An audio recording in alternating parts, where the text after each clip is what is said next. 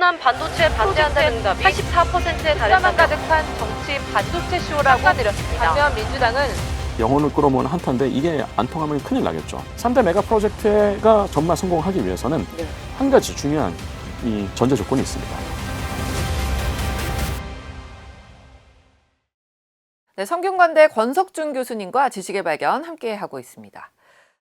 사실 교수님께 이 3대 메가 프로젝트 이 추진의 어떤 시점과 규모 이게 적절한지를 한번 여쭤보고 싶었거든요. 그냥 단순히 메가 프로젝트 자체의 상징성보다는 한국의 산업이 다시 한번 좀 체질 개선을 할 수 있는 어떻게 보면은 속된 말로 영혼을 끌어모은 한타 정도로 보는 게 맞을 거라고 생각합니다. 네. 여기에 정말 이 들어가는 돈이 물경 5천조에 가까워요. 5천조라 그런다면 지금 한국의 지금 GDP의 2.5배거든요. 2배가 넘는 큰 자본이고 이 산업화 시대 이후에 지금까지 한국 정부 혹은 한국 산업계가 했었던 대형 프로젝트도 한번 생각해 보시기 바랍니다. 경부고속도로, 인천공항, KTX 그리고 뭐 전국민 이런 인터넷 같은 사업들 같은 보면 적게 잡아도 1.5% GDP에 그 당시에 그리고 좀 높게 잡으면 한 5% 정도였어요. 지금은 200%가 넘습니다. 그야말로 이제 영혼을 끌어모은 한타로 보는 게 맞고 그래서 이 메가 프로젝트는 일종의 한국이 그 다음 세대 혹은 그 다음 페이즈로 가기 위한 일종의 가속 엔진이라고 저는 보고 있습니다. 지금 우리나라의 메모리 생산 캐파의 최종적으로는 3배까지도 확장을 한다 이런 얘기를 저희가 지금 하고 있잖아요. 이게 당연히 잘 되면 좋겠죠. 잘 되면 좋을 것이고 그야말로 한국은 영혼을 끌어모으는 한타인데 이게 안 통하면 큰일 나겠죠. 얼마 전에 이제 SK 하이닉스가 ADR 상장되면서 거기서 최태원 SK그룹 회장이 기자간담회에서 이런 얘기를 했더라고요. 똑같은 사이클로 움직이지 않습니다는 확실히 해줬는데 솔직히 사이클이라고 하는 그 문제는 디맨드와 서플라이 문제 아니었습니까? 현재로 보면은 디맨드가 자라는 속도가 우리가 서플라이를 늘리는 속도를 훨씬 능가하고 있습니다. 메모리 반도체 수요가 늘어나는 걸 막을 방법이 없다. 그런데 공급이 못 따라가고 있는 거잖아요. 네네. 지난 3년간 이런 하이퍼스케일러들이 너도 나도 좀 경쟁적으로 뭐 GPU를 수십만 장 단위로 만들고 그야말로 스케일업을 하죠. 네. 스케일업을 하는 게 보시면 알겠습니다만 선형이 아닙니다. 지수함수적으로 올라가요. 수요가 지수함수적으로 올라갔다는 거예요. 근데 공급은 전통적으로 선형함수로 갑니다. 그러니까 이제 최 회장님께서 말씀하신 것은 수요가 이렇게 비선형적으로 올라가는 것에 비해서 공급은 우선 외계인의 기술을 쓰지 않는 한 비선형적으로 이것을 따라갈 수 없다는 겁니다. 선형으로. 왜냐하면 비선형으로 할 수가 없는 이유가 몇 가지 병목이 있기 때문입니다. 일단 기본적으로 팹의 규모를 늘리기 위해서는 팹을 신설하는 방법이 있겠죠.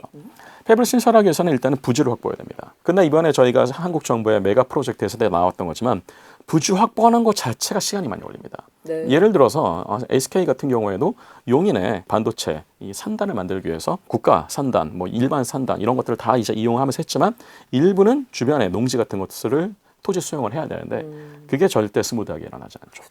두 번째, 정말 대량의 전력이 안정적으로 공급이 될 수 있도록 온갖 송배전, 개통 시스템 같은 것들이 안정화되어야 되는데 그게 만약에 없다.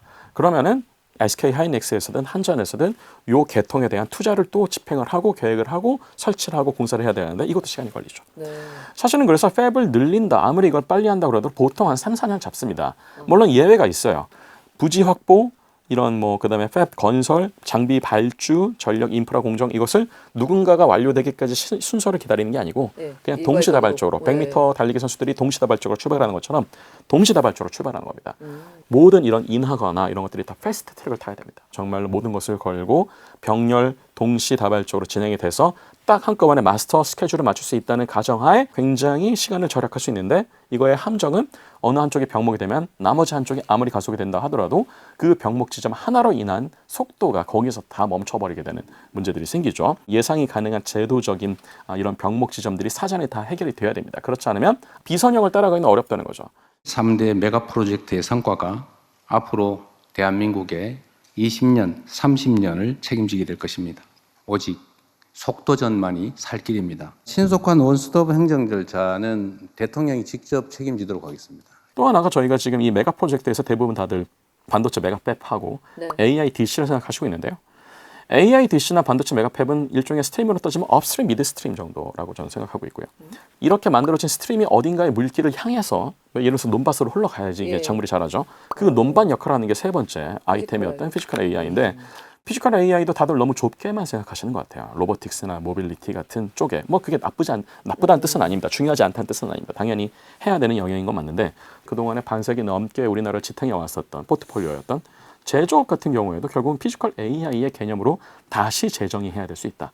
재정의 하고 나서 여기에 그러면은 과연 우리가 어떠한 변신을 할 것이냐, 새로운 제조업을 만들 것이냐, 아니면 제조업 자체를 완전히 무인화하거나 혁신을 할 것이냐, 비용을 줄일 것이냐, 새로운 부가가치를 만들어낼 것이냐, 아니면은 그동안 없었던 개념의 뭔가를 만들 것이냐, 이런 것들을 시도를 해봐야 되는데 이걸 하기 위해서는 어쨌든 그 전 단계에서 지능을 만들어낼 수 있는 업스트림이 중요하고 이를 위해서 AI 데이터 센터와 그 AI 데이터 센터의 정보 엔진의 역할을 할 수 있는 반도체를 어쨌든 한국 안에서 주도를 하겠다라는 게 3대 이 메가 프로젝트의 핵심이라고 보고 있고요. 3대 메가 프로젝트가 정말 성공하기 위해서는 네. 한 가지 중요한 이 전제 조건이 있습니다. 기업들 입장에서 봤을 때는 굉장히 중요한 것 중에 하나가 이렇게 롱텀으로 저희가 산업 정책을 만들었을 때 이게 정권에 따라서 입맛이 바뀌거나 범위가 바뀌거나 한마디로 꼴대가 바뀌는 것을 원치 않습니다. 특히 글로벌 시장을 상대로 해야 되는 기업들은 국내 정치 하나하나에 일희일비할 시간이 지금 없습니다. 사실 여유가 없거든요. 미국 정부 상대하는 것, 중국 정부 상대하는 것만 해도 지금 굉장히 골치가 아픈데 네. 여기에 국내 정치 상황까지 만약에 신경을 써야 된다. 이런 것들은 좀 이제 피하고 싶은 불확실성이 될 것이다. 그래서 이제 이런 불확실성들을 어느 정도는 정치권 내에서도 대승적으로 이것을 어느 정도는 좀 해결해 줄 수 있는 방안이 필요하고 어느 정도 제도적으로 규제 안에서 그리고 이제 이왕이면은 중앙정부뿐만 아니라 지방정부나 지방공기업들 그리고 지역의 이 산업 섹터들의 인프라들이 같이 또 공동으로 발전할 수 있는 마스터 플랜들이 중요하다. 정부가 이제 3대 메가 프로젝트 이거 이제 발표할 때 이거 이미 다 돼가지고 생산 나올 때는 이거 약간 수요 꺾여 있는 상황 아니야? 그럴 이런 수 거에 있죠. 대한 우려가 그럴 수 좀 있죠. 있었잖아요, 실제로. 그럴 수 있죠. 앞으로 만약에 3년 후에 네. 용인에서든 호남에서든 새로운 팹이 만들어졌을 때 그 팹들은 현재의 사이클에 대비하기 위한 것이 아닙니다. 2030년대 초중반이 됐을 때의 사이클에 대비하기 위한 용도로 만들 텐데 그때 만약에 사이클이 지금보다 많이 낮아졌다. 뭐 심지어는 어떤 다운 사이클이 된다. 그러면은 메모리 업계들이 할 수 있는 방식이 굉장히 많이 있습니다. 팹을 일부러 느리게 지을 수도 있어요. 아, 그리고 팹의 규모를 줄일 수도 있어요. 예. 예를 들어서 장비를 절반 정도만 발주할 수도 있겠죠. 그리고 D램이 특히 다운턴이 됐다. 그럼 어떻게 하면 되겠습니까? D램을 다 HBM 쪽으로 물량을 배치하면 됩니다. 그럼 D램의 공급이 확실히 줄어들 수 있죠.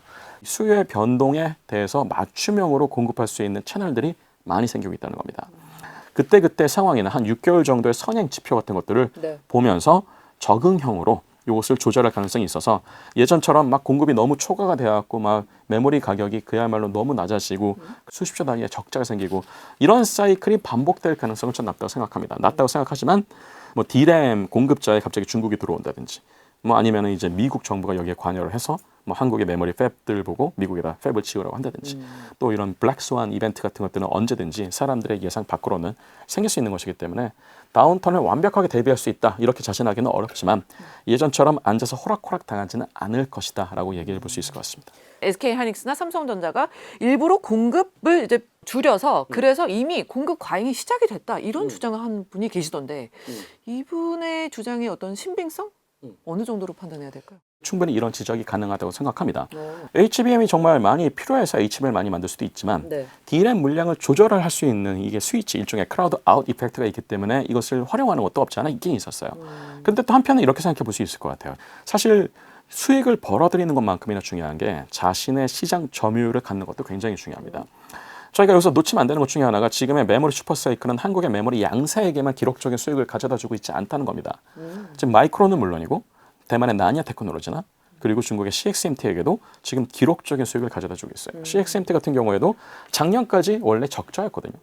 올해 들어와서 흑자로 전환된 것은 물론이고 2분기만 하더라도 지금 흑자 규모가 10조가 넘을 것으로 예측이 되고 있어요. 예. 나니아 테크놀로지 같은 경우에는 이번에는 저번 분기보다 적어도 지금 한 3, 4배 가까이 지금 수익이 쌓이고 있는 것 같은데 더 지금 저희가 주목해야 될 것은 이렇게 쌓인 흑자들을 이들이 무슨 주주한테 환원을 한다든지 뭐 이 노동자들한테 보너스를 지급하는 거기서 끝나는 것이 아니라 거의 전량을 다시 KPX에 넣고 있다는 겁니다. 무슨 얘기냐면 팹을 늘리겠다는 뜻입니다. 이게 왜 그러냐면은 만약에 삼성이나 하이닉스가 계속 쟤네들이 좀 비싼 메모리에 집중한다라고 했을 때 우리는 D램만 해도 지금 D램 가격이 5-6배 올랐잖아요. 네. 낸드만 해도 낸드 가격도 5-6배 올랐잖아요. 여기에다가 설비 투자를 해갖고 이들이 지금 빠진 점유율만큼 우리가 먹겠다라는 거거든요.